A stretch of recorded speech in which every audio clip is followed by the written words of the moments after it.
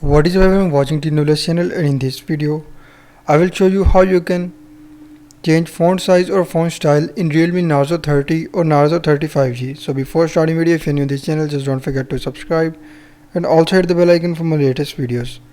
So to change font size or font style in Narzo 30 or Narzo 35G, first of all you just need to go to settings. So simply just open settings and then go to font settings and follow every step as I'm showing you in this video.